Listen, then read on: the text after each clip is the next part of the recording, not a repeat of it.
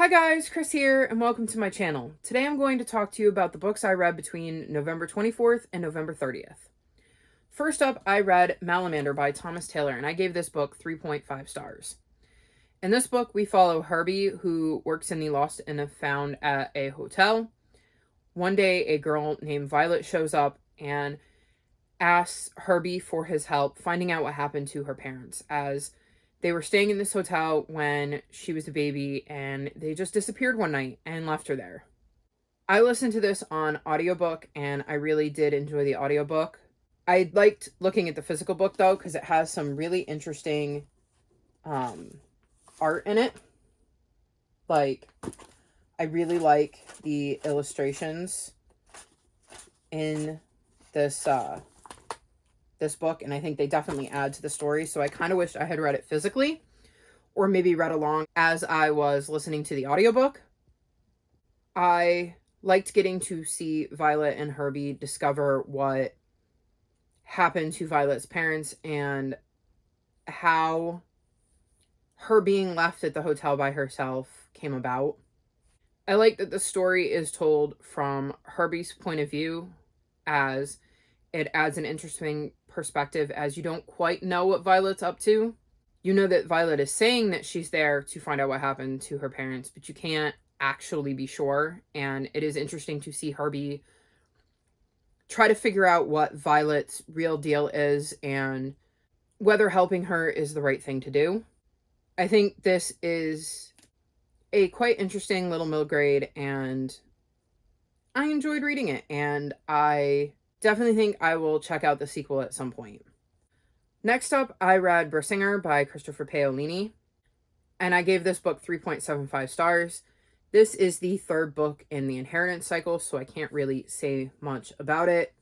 We're continuing to follow the events of Aragon and his dragon and the world they found themselves in.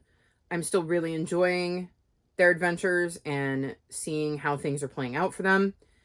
And I look forward to finishing, I think there's one more book left after Bursinger. And so I'm really looking forward to seeing the conclusion of Aragon's story. Next up, I read Tilly and the Book Wanderers by Ann and James. I gave this book 4 stars. This book follows Tilly, who lives with her grandparents as her dad is dead and her mom disappeared when she was a baby. Her grandparents own a bookstore. And one day when she's at the bookstore, she finds that Anne from Anne of Green Gables and Alice from Alice in Wonderland are wandering around her grandparents' bookshop. After interacting with them, she finds out that she can not only go into their books, but it has the ability to wander into any book. Once she learns that, she wonders if maybe book wandering had something to do with her mom's disappearance. I really enjoyed the premise of this book. I think we all wish that we could just step into our favorite book and experience the world that our favorite characters live in. I like that there are definite rules to who can do it and how it's done. Like, you can't just, willy-nilly travel into books. It doesn't work like that. And not everybody has the ability to do it. And I also like that they really explained that book wandering is dangerous, that there are risks you take when you step inside a book. I liked Tilly's relationship with her grandparents, and I did find it fascinating to see her interact with Anne and Alice, as, again, who hasn't imagined what it would be like to interact with some of their favorite characters from their favorite books. I thought this was quite the interesting setup for the rest of the series, and I look forward to seeing what books Tilly wanders into next. Next up, I read The Lies of Lockemora by Scott Lynch, and I gave this book 4.25 stars. This book follows Locke, who is an orphan and lives with a group of orphans who are known as the Gentleman Bastards, and they're also con artists. They play like they aren't as good of thieves as they actually are, so that they stay under the radar of the ruler of the place where they live. Unfortunately, someone comes out of the shadows to mess up the life that Locke and his group have built for themselves. I have been meaning to read this for a very long time, and I'm really glad I finally got to it. It was a bit of a slow start for me as it bounces around in time. So, like, we see Locke in present day, but then we also bounce back in time to when Locke was a child to see how he ended up being part of the Gentleman Bastards and the things he learned that made him into the fantastic con artist that he is today.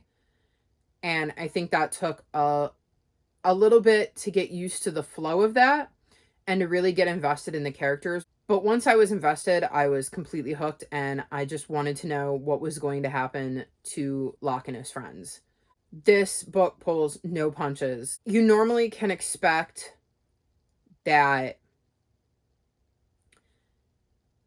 your main characters are going to win, but with Locke and his friends not necessarily being good guys, because they steal from people. They are not good people.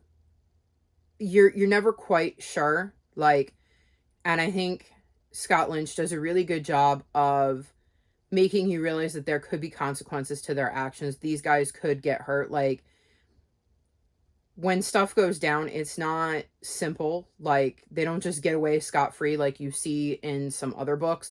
And I really enjoyed the fact that he made you worry every time they found themselves in a predicament that maybe things weren't going to turn out okay for them.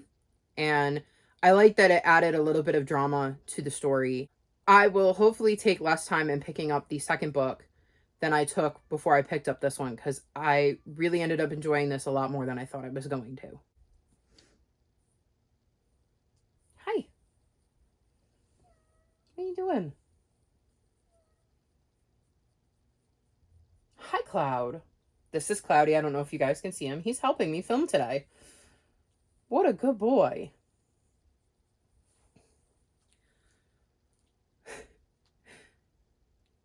Lie down. You can lie down. Come on. You can film with me. Next up, I read Before the Devil Breaks You by LaRue. And I gave this book 4 stars. This is the third book, and I think it's called the Diviners series. The Diviners series follows several people who have special abilities. It sets them apart from the rest of the world, and it is the rest of the world that has coined the people with these special abilities as diviners. I really do enjoy these books. I've been slowly working my way through the series this year, and this book was no exception. Though I will admit they're quite spooky, so I can't read them at night because they creep me out a little bit. But I'm also somebody who does not do great with scary books. I obviously can't say too much about the specifics of this storyline, as that would be spoilers for the first 2 books. But I'm still really enjoying the journey these characters are on and getting to see them develop their abilities and learn more about why they have these abilities in the first place. And again, this is another series where I believe there's one more book, and I'm really looking forward to seeing how the series ties up. Next up, I read The Invisible Life of Addie LaRue by V.E. Schwab, and I gave this book 3.75 stars. This book follows Addie, who makes a deal that leads to her having immortality and she can live forever. The consequence of this is that no one remembers her. So she can introduce herself, but if you leave the room, you will have completely forgotten that she ever existed. And this isn't down to new people meeting her. This is everyone that she has ever known forgets that she exists. She lives this way for 300 years until one day someone remembers who she is. I thought this was such an intriguing premise, and I was really looking forward to reading this book. And I did enjoy a lot of it. I loved getting to see why Addie made the deal in the first place, and how she struggled in the beginning to cope with the fact that, you know, she doesn't age, she doesn't get sick, like, she can't get hurt, she can't die. But at the same time, she can't form bonds of any kind. She can't have anything that's permanent because nobody remembers who she is. Part of the reason I knocked this book down is we also get chunks of it told from the guy who remembers her point of view, and we learn more about his backstory, and I just did not care about him.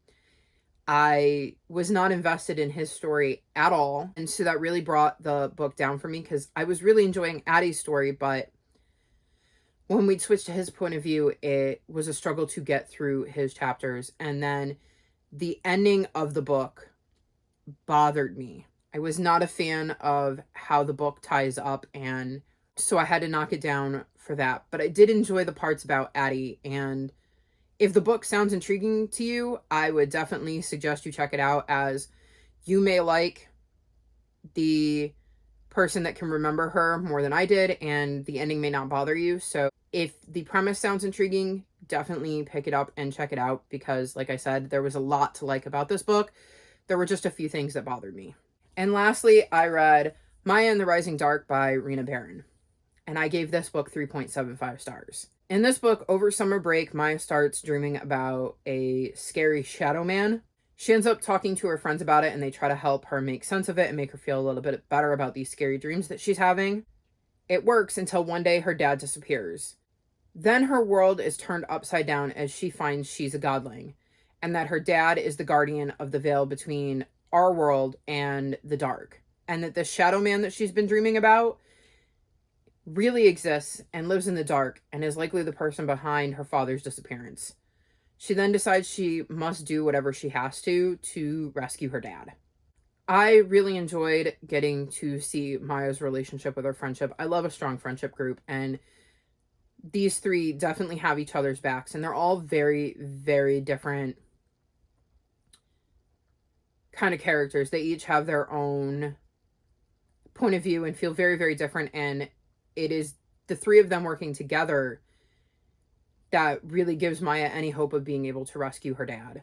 I also think it was interesting to see the kind of, I guess, magic in this world, as, you know, we have the veil, and getting to find out how that works and what the dark is and why exactly this shadow man wants her dad and why he took her dad. And again, I thought that was quite interesting, and I also enjoyed Maya's relationship with her dad, and they really set up before her dad is taken just how much he means to her and how important he is to her.